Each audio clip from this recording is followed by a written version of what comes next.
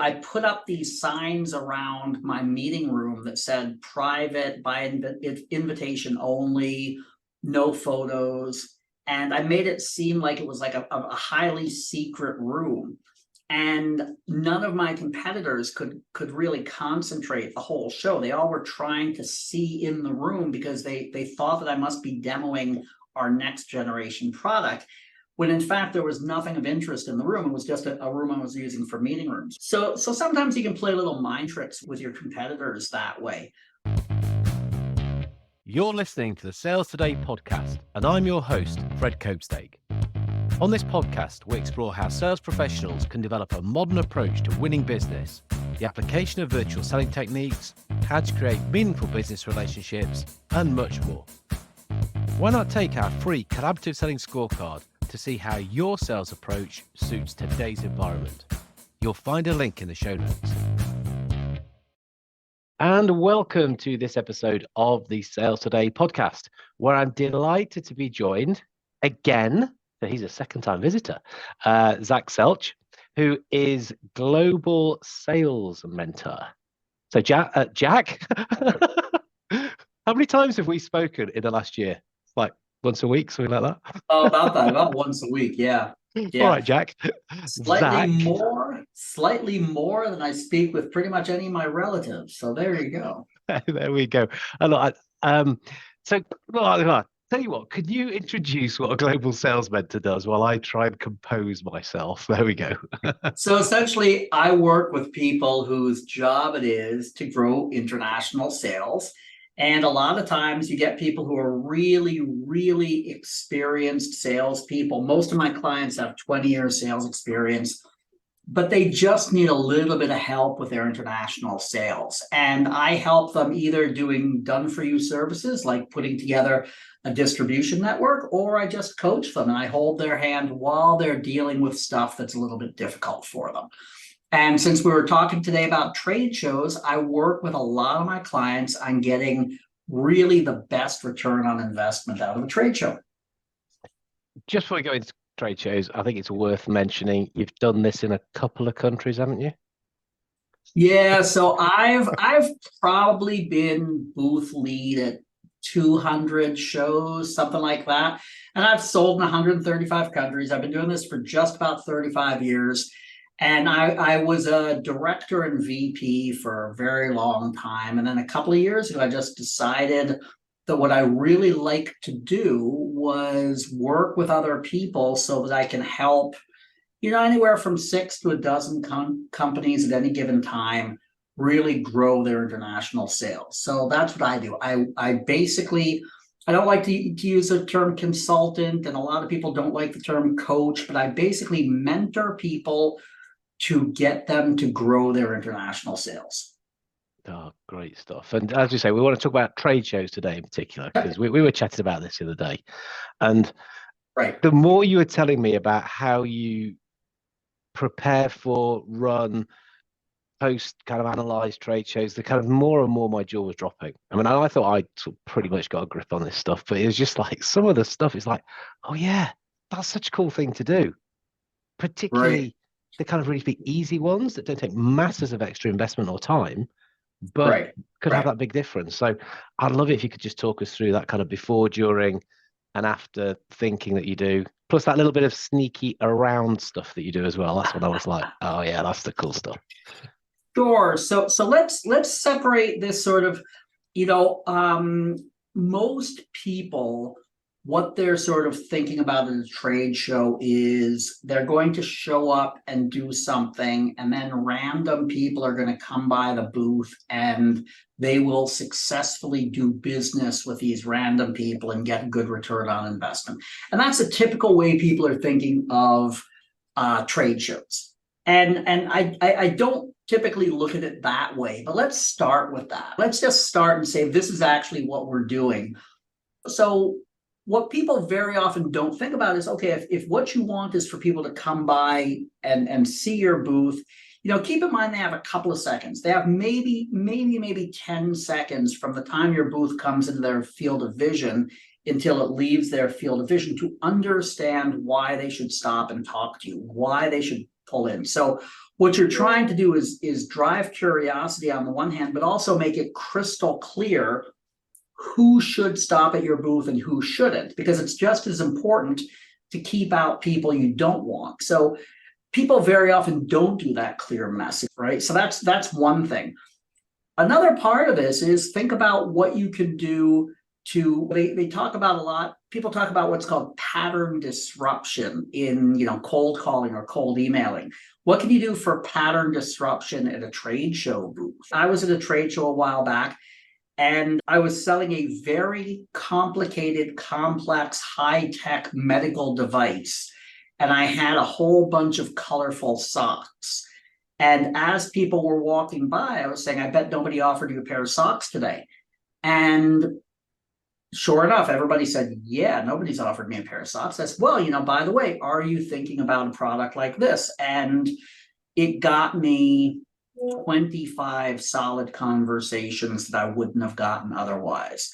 Very often I take these, if you've ever seen those bouncy balls that light up and flash up with LEDs, right? So I take those to trade shows and I'll bounce them in the hallway and I'll say to people, did you get a gift for your kid? Because everybody who comes to a trade show is too rushed to buy gifts for their kids. So I'm like, here, take a ball home for your kid. How many kids do you have? Boom, conversation.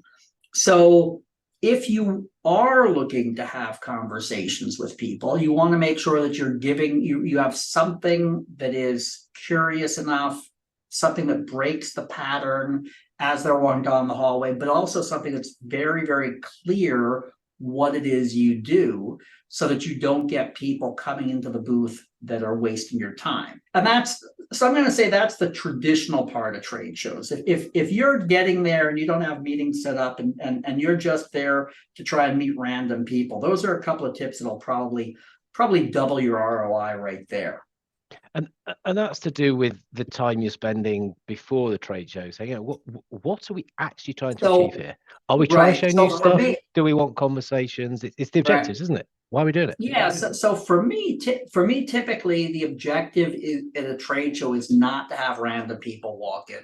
I want to go in with all my meetings set up, right? So I go to a trade show. I'm going to try and have all my meetings set up, and I use this. If you think about it, a lot of the people you want to do business with or the people you do business with are going to be in one place at the same time. So instead of doing 50 trips, you could get all those meetings in one day at that trade show. So I typically am going to set up at least a meeting room on my booth, right? And what I did for years was I put half of my room would be a meeting room that was closed off, and half of my booth would be a demo area.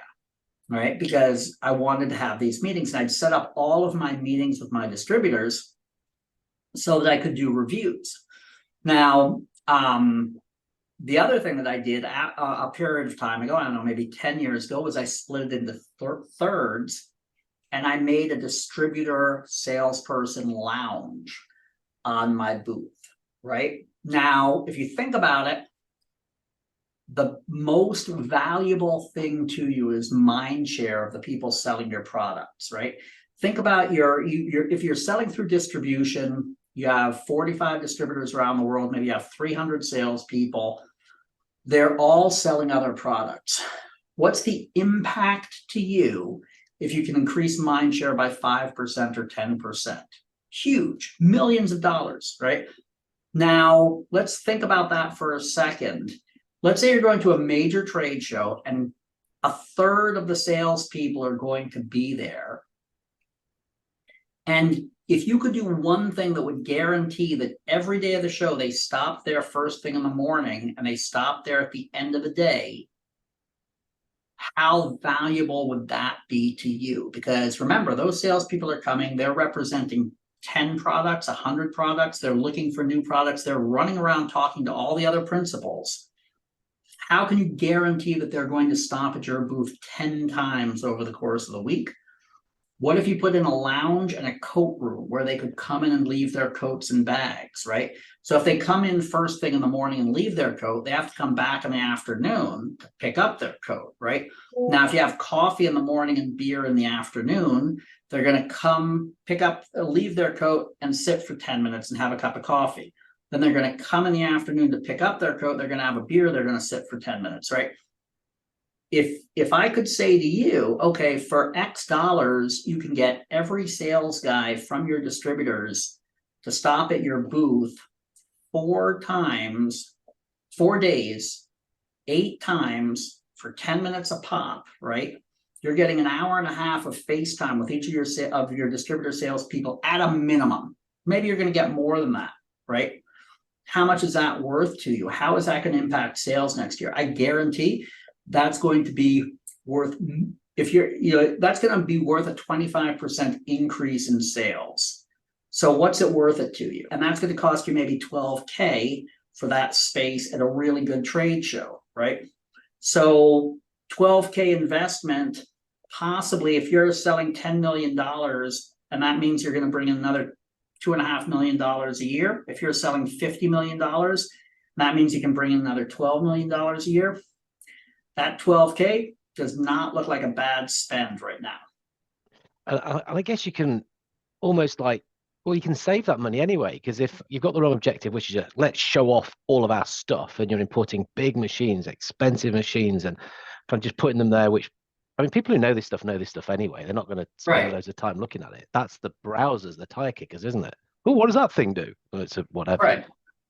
Make that space into the cloakroom. The beer and the coffee are probably the best parts of the day, and it's the last one. So peak end experience is kicking in. That's the bit that they've been influenced on.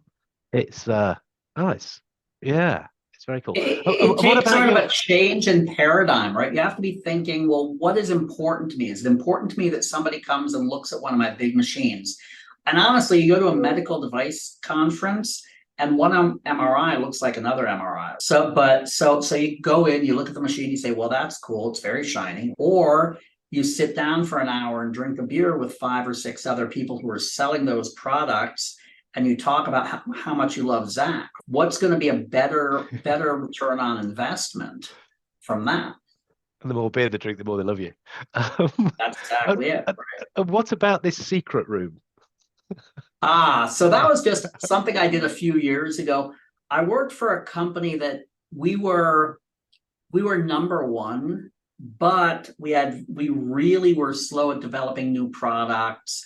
Everybody kept an eye on us, but honestly, we hadn't come out with new product in 10 years, and it was going to be 7 or 8 years after this point that we came out with new product.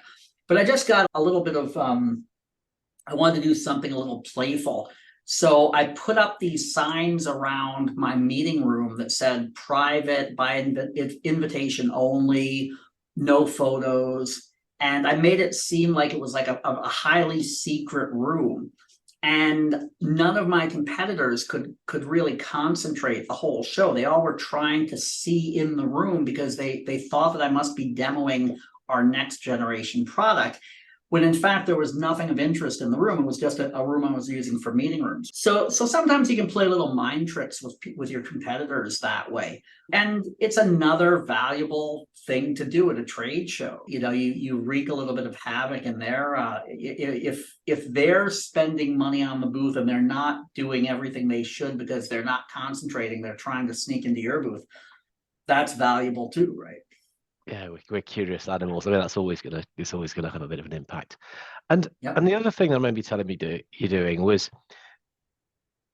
it's kind of around the trade show. You start to think about it, right? You have people coming in, and they're going to be here for say 4 days, but they have to eat breakfast someplace. They're doing something in the evening. So when I was a VP and I had 45 or so distributors. And those distributors had, multiple salespeople. So the group of people I had, so we would do 2 big evenings a week where we would go out, and I would make a reservation at a good but not crazy expensive restaurant. And I did 2 of them. I had a lot of Arab distributors, and they wouldn't drink alcohol or eat pork. So they were always very concerned about going to like a German restaurant. So I would make a reservation in a Lebanese restaurant every year. I would make reservations literally a year in advance. I would make them every year at the trade show for the following year. And I would have about 100 people at the German restaurant, about 100 people at the Lebanese restaurant. And it was a really, really nice evening, but it also meant that people would come, and a lot of these distributors knew each other. Sometimes there'd be end users. It would be a great networking evening. And the more you get mind share, the better. And one of my distributors was literally $1 billion company. Now, we weren't a small company. We were about a $500 million company. Actually, no, we were a $500 million company in value. We sold about $100 million. He sold $1 billion a year. He had 1,000 product lines. And I would get him every year for dinner at that trade show. He'd come for 4 nights, and one of them he'd eat with me, even though we represented about 1% or maybe less than 1% of his total revenue. Why? Because my party was fun, right? We had a nice party. We had good people there. We had good food, etc. So those external things, I go to this one trade show now, and I have a beer safari, right? Which is I get a tour guide, and we visit. There are 5 breweries of that town. We visit each of the breweries, and it's a very nice evening for people to network. But I have them. I can pitch to everybody. I have everybody who's there. I get enough time to give them a 2-minute pitch, face to face. I'm buying them beer. They have to listen to me.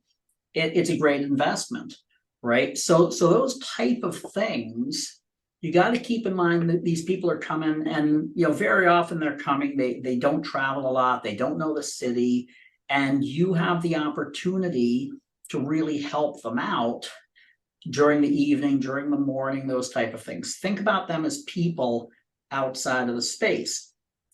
Remember what I said about like the ball. Everybody wants to buy gifts for their kids. Nobody has time, right? Can you do something to make that easier for them? Can you give your prospects a package of information with a gift that would be suitable for a kid from, say, 6 to 14 that they can take home as a souvenir? And then you're saving them having to go shopping. Think how valuable that is. So think about that. How can you reach people, make them really value their relationship with you while they're at this trade show? I've just written down while you're writing, people, not badge scans. As soon as you get that mentality, and right, what you said there is like, think about the person, how can you help them? And I know with the beer safari, you were saying that you get so much value for money out of that because you start inviting people weeks and weeks and weeks before, and it's something different, right, and it's right. getting their brain space. Again, it's like, oh yeah, I've not come across that. And even if they don't come, I'll tell you what, like last year, there was a problem with traffic, and a bunch of people didn't come, and they all apologized to me. They're like, oh, I'm sorry, I RSVP'd, I blah, blah, blah. So I got to pitch to everybody who registered, whether they showed up or not, right? So these type of things are valuable. You just have to sort of think about it from the perspective of the people you're reaching out to. We did a similar thing. I think you might have as well. Then did you stretch it out afterwards as well? So you sort of take a photo and then get that printed out and put it in a nice little frame and send them that. So a couple of weeks afterwards, package arrives on their desk. Oh yeah, I remember that. That was really good fun. So you're getting so much the brain space. I mean, I can't think of a better way to say it than that. Haven't you also done like a pre-show guide for people? So I know the shows make one, but you're kind of like, well, look, that's just the show one. That's every single thing in. You're probably looking at this stuff in particular. Actually, I've done this so 20 times. I publish. The No, Michelin thanks guide. for mentioning that. I forgot that. I publish a bunch of books that are essentially, I call them the unauthorized, unofficial pirate guide to such and such a trade show. Because the last thing I want is, the Dusseldorf trade show center suing me over unauthorized use of their name. But I've been going to like, there are certain trade shows I've been going to for 30 plus years, and I know them better than anybody else. Not so I don't want to talk about what I know, but the thing is, I'm just working on what will get you the best ROI at that trade show. And I'm also saying, okay, but if you want to go out, here are some good bars, here are some good restaurants, here are some good gyms. Understand, like, you get to a trade show and you need to find the carpenter, you need to find the printer, you need to find a hardware store. How do you find it? Those type of things very often aren't in the official guide. And then I'll tell you the other part of it is a lot of people go to trade shows. If this is your third or your fifth trade show, you probably don't even know what you're supposed to be doing.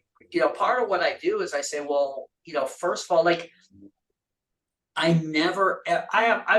onboarded more than 1,000 distributors over the course of my life. I've never taken a distributor because some random dude walked up to me at a trade show and said, hey, make me your distributor in Portugal. And I know I've been in lectures with people who call themselves experts, and they tell you exactly, they say, if you want to find distributors, you go to a trade show, you put up a sign, you say distributors wanted, and people will come, and then you make them your distributor.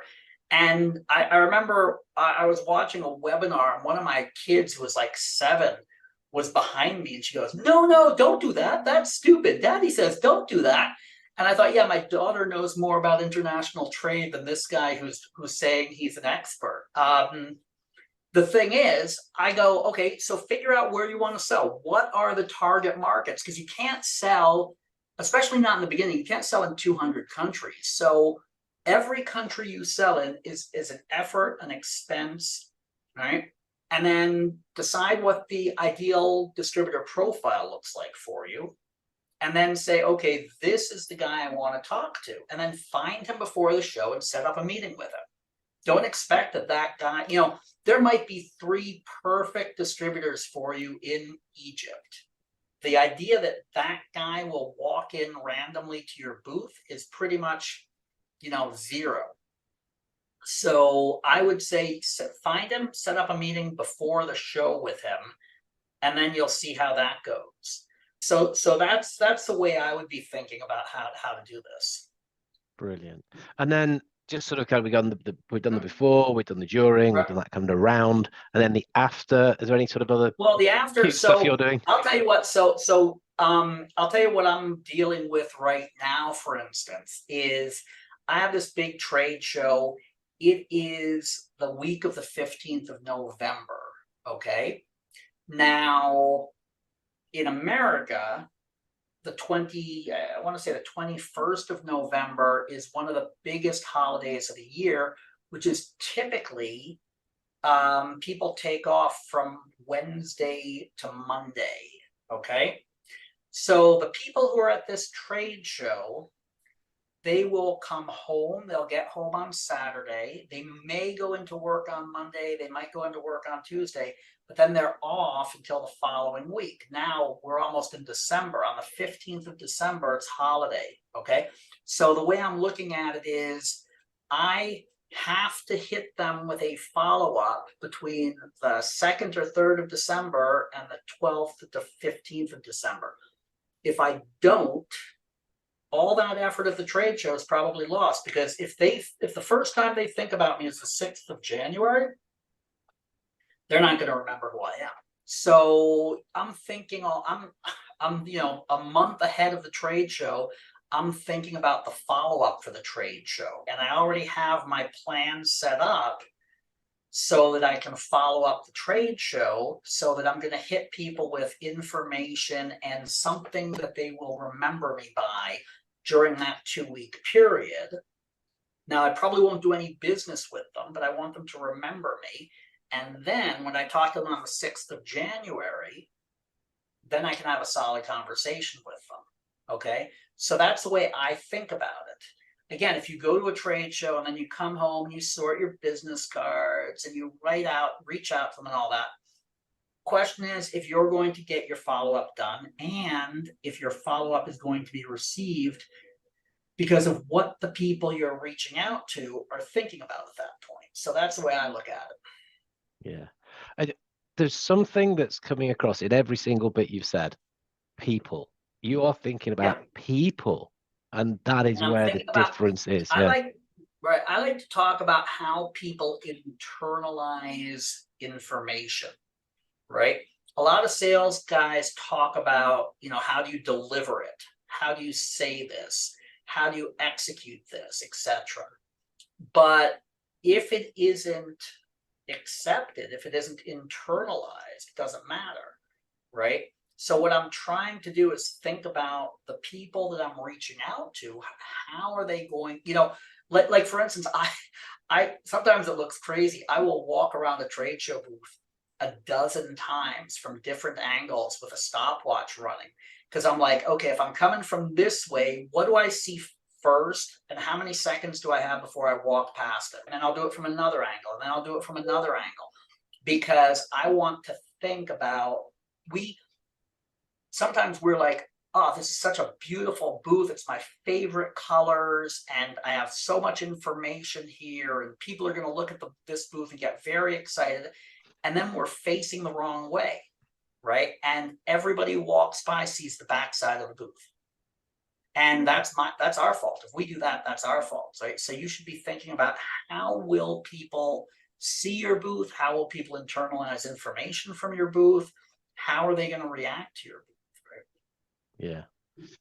Yeah, I've seen so many companies who you can see them all standing, admiring this thing and looking all the bits that they like and they're excited about. Right. And I can't, because I'm nosy, and I carry on watching it and I think, you're the only people interested in this. Nobody else is. I mean, you might as well just stay at home and looked at all your wonderful stuff that you love so much, because nobody else cares, I mean, you must have seen that a ton of times, yeah? Yeah, unfortunately, that is the case very, very often. Yep. And then the other thing, I mean, I know you kind of got a checklist for this, that the whole thing about the booth is there's people on it more often than not. So again, the people manning the stand. And I know you go to such a level of detail on some of the stuff that you've got behind the scenes. Right. So what are some of the things that you told me, like headache pills and like plasters and scissors? And what I found, like, again, this is sort of like having been to a lot of shows. I figured out what can go wrong or what does go wrong. And so twice, one time I had virtually everybody on the show come down with the flu. And this is pre-COVID. This is 20 years ago. And one time one of the people came, and she had she came to the airport to come to the trade show from her kid's school, and she had caught pink eye. So like the pink eye developed on the flight. She met everybody, and everybody got pink eye. So imagine a trade show booth with everybody has pink eye, right? And this was a horrible show for me, because I got some type of medicine for the pink eye, and then I had an allergic reaction to the medicine. So I was really almost blinded. And so here I am, like in Germany, the booth lead with a group of like 8 people reporting to me, and I can't see anything. And it was really like, it was actually scary. I'm laughing about it at the time, but I'm thinking, oh my God, I don't know if this is permanent. I don't know like how I'm going to fly home. I don't know if I should go to the hospital, but I'm in the middle of my biggest trade show of the year. So I started putting hand sanitizer at a booth a long time before COVID. I put Mint's hand sanitizer. I like to have, and I talk about N+1. So if you have 6 people on the booth, you have seven of everything. I like to have a clipboard with a pad and a pen. I make sure that everybody's business cards are someplace so that we can find them if they're not there. And then I have what I like to call, I have a briefing document, which really is very clear and crisp and tells everybody what we're trying to achieve. So for instance, if we don't want a distributor in India, I will say so. If we do want a distributor in India, I will say so, right? So I'll say basically the first thing we're looking for is this. The second thing we're looking for is this, right? And I'll make it really, really clear in the instructions. And I also like to say what I call a message board. Now, I used to work for a company that was about 100 years old. And I say about because nobody was sure. It was one of those companies that had, it was founded and then they changed the name and then they merged. So you talk to somebody and he'd say, yeah, it was founded in 1917. And you talk to somebody else and say, yeah, it was founded in 1927. And somebody else would say it was founded in 1935. I said, if I were to come on a trade show booth and 3 different people were going to give me different dates that the company was founded, I would think that there was a problem with truth with this company, right? So I was like, this is the message we're saying, right? And this is how many workers we have in the company. This is how much we sell. All these messages, and also like about the product. I remember being on a show once and somebody gave the worst pitch I've ever seen. So I was like, okay, on my booth, this is the pitch we're giving, right? These 3 sentences, crisp and clear. So I'll do that. I'll have a message board. I always have a schedule that is the source of truth, right? It is the schedule. Everybody has to follow that schedule so that you know when meetings are, who has the rooms, and also who is supposed to be on the booth at any given time. I set that up before, I actually set that up before we get there, because what I want to make sure is if you give everybody a little bit of time off, then they won't be running out.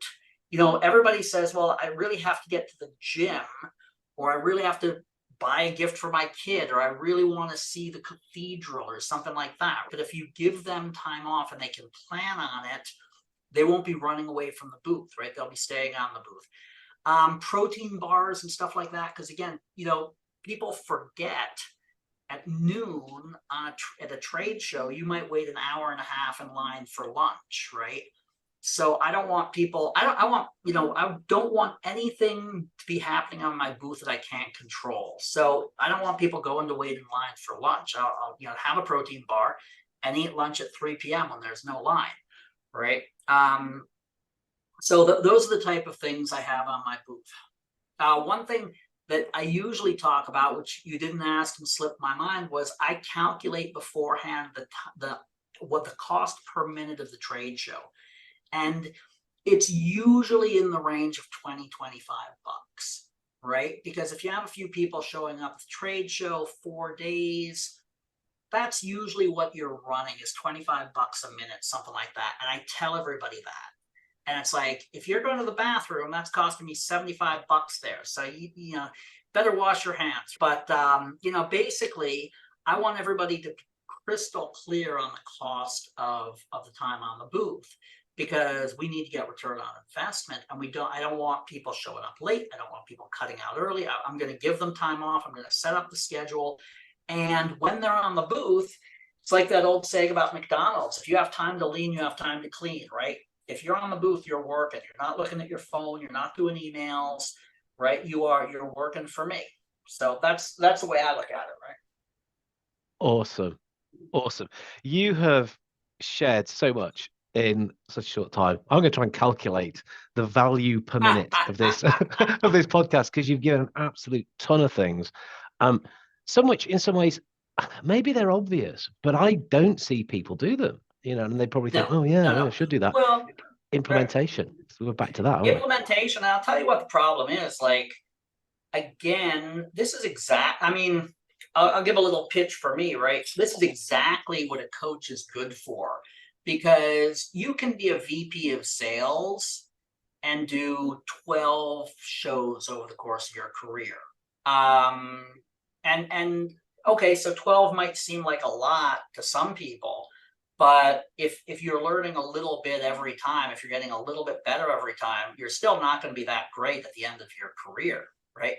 So why not, pick somebody's brain who does know really what he's doing and get a little bit of help, right? This is one of those things where if you're willing, if you can get, like, typically, if you get really good results at a trade show, your ROI, this could impact your sales the following year. It's easy to see a 25% growth in sales the following year if you do a really good show, right? So is it worth talking to me for a couple of hours and getting some advice if you're going to put another $2.5 million in your pocket? Probably. It seems like a stupid thing to do not to do that, right? I can't say any more than, apart from, where can they talk to you? Where can they get in touch and have that conversation? Well, you can find me on LinkedIn. I'm on LinkedIn pretty much all the time, or at Global Sales Mentor, right? www.globalsalesmentor.com. You can find me, and it's pretty easy to set up a conversation with me. we will make it even easier by popping those links into the show notes so that people can come straight through to you. No, thank you so much. Superb advice as usual. Have a great next show that you go to, Zach. Thanks a lot. All right, take care. Thank you for listening to the Sales Today podcast with me, your host, Fred Copestake. I hope you've enjoyed what you heard today. If you did, please get in touch and hit subscribe. And remember, you can take the Collaborative Selling Scorecard for free to check out how your sales approach works in today's environment. You'll find it in the show notes.